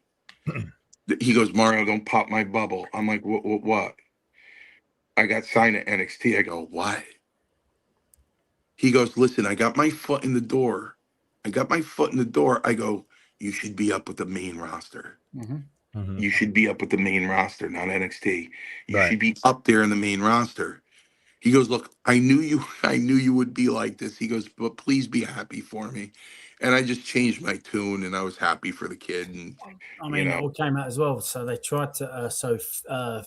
Dave Finley Jr., Fitz kid, they signed him, and they said, "Oh, you can come to NXT." And he went, "No, thanks." Went to AEW. Wow. Listen, that's fantastic. Yeah, listen, Steve Blackman. Richard Holiday is ready-made. Yes. Right? Yes. He's ready. He's ready to go. Ready to go. He's ready to go. He's ready to go. That's also his downfall because they haven't created him. Well, that's you know what? If they could, I swear to God, that is how that place thinks. They'll probably change his name. That's terrible. May be lucky, and he may get to keep it. That's terrible because Martin, I called Tony Khan's lawyer, and I said, "Listen, if AEW uses that term rarefied air one more time, we're going to sue you." Oh, is that Holiday's move? Or term? Yeah. And does he have it registered? Does he have it? I go, no. This is common law trademark. Common law trademark is who used it first. Yeah. And you can go back. You can go back 5 years, and 6 years. You're breathing rarefied air. And speaking of that, Mario. Speaking of that, I'm going to do a little plug for an upcoming episode Martin and I have got next week because we actually have a guy who has been ripped off to the hilt by some WWE players. And we're going to break the news right here. We're having him on the show with us. He's going to tell you the original date when he created all this information, like you're talking about, the original date of creation, and it dates back almost a decade. And WWE are ripping him off left, right. Well, listen, common law trademark. You can prove that, you're good. It's common law trademark. That's what I was saying. So he's got the signature move. Yep. That's and I go, you should be up at the main roster. I don't know why you're not. And he's like, please don't. I just happy to get my foot. There's a few people down there that I can't work out why they're still there. No, Ethan Page is just like charisma out the heels, can talk people in a building. But he's still there. He's still down there. Like, I gotta ask you guys this. Okay, 4 matches on a pay-per-view. How in the hell are any of these guys gonna get used? How? You can't. You can't. You can't. The only good thing is that with this merger, probably part of the reason they're trying to justify why they're charging so much for tickets is how much they're paying people. So at least, even if they're there for like 3 years and you're getting $250 a year, if you're smart with your money, there's no house shows. So I wouldn't want to work for that company, Martin. Honestly, no, like we said before, I'm talking about guys that are there. Like, yeah. Again, they don't run getting wasted. House show loops, so they've only got to pay their they're wasted, my man. Their rental car and hotel for one night. So they're not paying out the hundreds and thousands of dollars they used to when they were on the road 300 days a year. Because obviously the company, when you're on the main roster, they only take care of your flight to and your flight back. So if you're on a loop, you're paying your own hotels and stuff. Which again, that going into it, it's a touring. Or it was a touring company, but you were making enough money to cover that. The guys now don't have to spend it out as much, so that's a blessing. So I wish I'll wait for Mario to come back with what I want to say. Sounds like a waste of life when you get a deal like that. The biggest thing that I think hurts the wrestling business, not so much with AEW. Well, I'm not 100% sure. The minute WWE went publicly traded, being able to organically get over that. Oh no! Well, the numbers are really good when this guy's on top, so just keep him there. Yeah, but this guy is like really connecting. It don't matter. But that's also the biggest crime in the world. Myself and my ex-tag partner, we were not designed to get over. We could have a match with anyone, and we could make anyone look good. And our first pay-per-view thing we did, we turned the crowd halfway through it, and then it didn't matter how we were booked after that. We always got cheered out of the building. And that's the only reason we were there for as long as we were. Yeah, well, those days are definitely gone. It was also a problem because we weren't designed to get over. Well, we know WWE does that. Yeah, But I'm going to interest. I'll tell you what, Mario, keep us updated with the situation because we often talk about Tony Khan. I'm sure he's going to throw a temper tantrum in his playpen a little bit later tonight when he knows that potentially they're going to get a lawsuit from you guys for infringement of Richard Holiday's. Oh no, they stopped. They stopped. They stopped. They stopped. This was my offer. $100,000 for the use of it. Okay. Or you bring him into the company and book him. And those scumbags chose the other way. Wow. And they just stopped using it. Wow. Well, at least you nipped that in the bud. Yeah, I mean, what's his name was using it? The Fozzy guy. Who's that? Chris Jericho? Yeah, Jericho was using it. Rare fighter. Wow. Chris Jericho was using it, of all people. Yeah. We know he's in a hot seat right now. His contract's been frozen by Tony Khan because he's afraid that he'll lose him to WWE, and he knows he needs to keep him. Otherwise, it's all downhill. I mean, it's already downhill, but it can't go. I mean, it'll continue rolling to the bottom pit. But, at the end of the day, I don't know. Viewers, write us. Let us know what you think about all this that we've discussed today. If you comment here, all these comments are going to disappear once the live stream ends. So you're going to have to comment again in the comments section.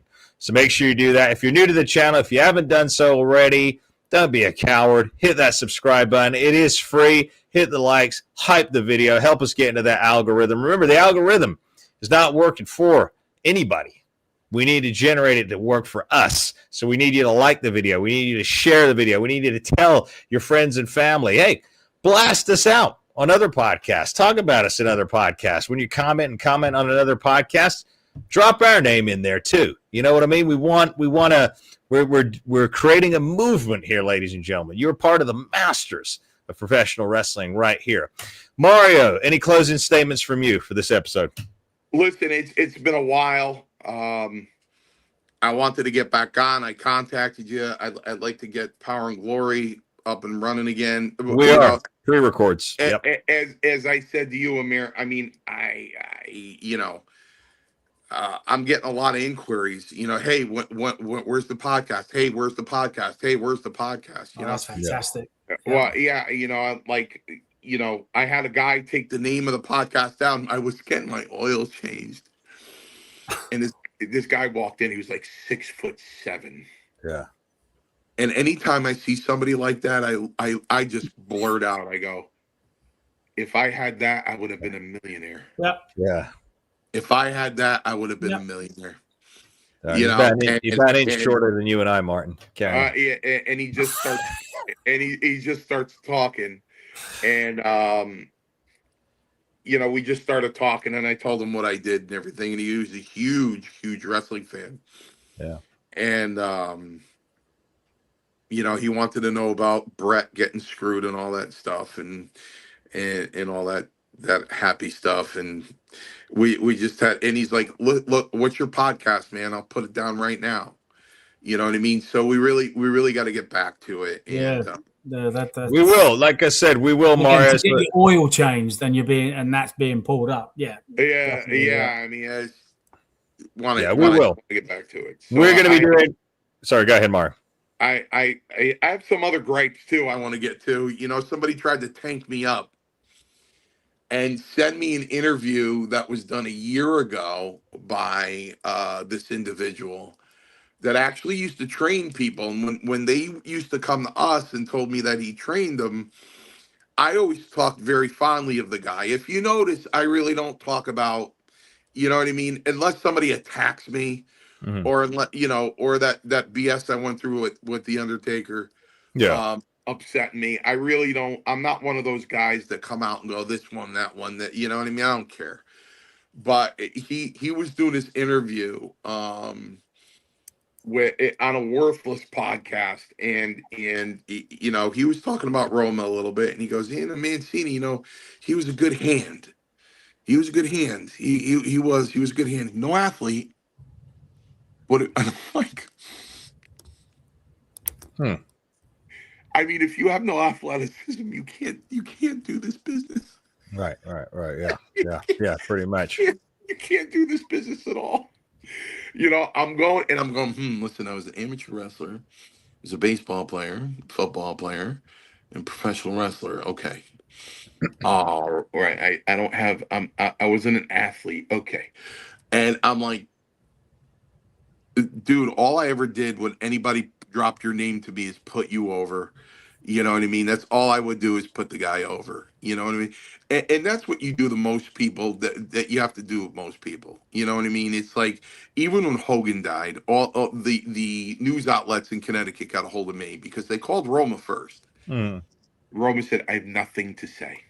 Mm-hmm. Yeah. No. Yeah. Yeah. I have nothing to say. And they got a hold of me. And I have fond memories of Hulk Hogan. You know what I mean? He the greatest, He was always good with me. You know what I mean? I don't have any complaints with him. You know what I mean? So, but I put people over. If you want to talk privately, then but publicly to shit on somebody like that. You know what I mean? But there were some assholes who did that. Some scumbag promoters that I saw who really said some horrible things about Hulk Hogan, and they, I mean, not just personal jabs. They never met the man, but they made you don't speak ill of the dead. Number one, big rule. No, and that's the thing. I knew Terry, and I owe him a lot because not as much as Roma. Roma helped me a lot, but Terry's the guy. I was in L.A. and he was working out with Brian Blair. Mm-hmm. And I said to Hogan in Pig Latin, I said, "Look at all the bras in this place." And he goes, "You like that, huh, Eminem?" I went, "Yeah." He goes, "Good. Now you work out with me." Oh. And they drilled me into the ground, into submission in the gym, into submission. And Hogan literally had to pick me up.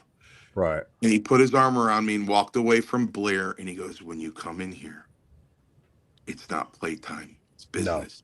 No. Right. He goes, "When you come in here, it's business, Eminem, okay?" I'm like, all right.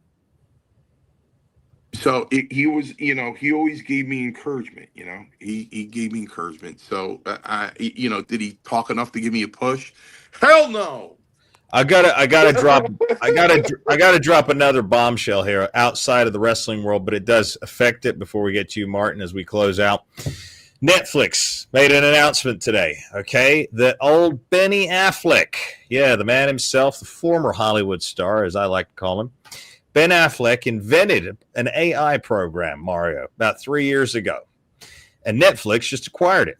And they just made him the head of that department, which means now the AI is going to become involved with all Netflix productions, meaning they put out the statement, the generic statement, nobody's going to lose their jobs, which translated people means a lot of people are going to lose their jobs. Well, that's another thing, Martin. Professional wrestling, with AI, do we really need human beings anymore? Do you think those AI characters, I mean, you can kill live wrestling, but as far as the TV goes and ratings, don't need it. Do you need human beings anymore? Nope.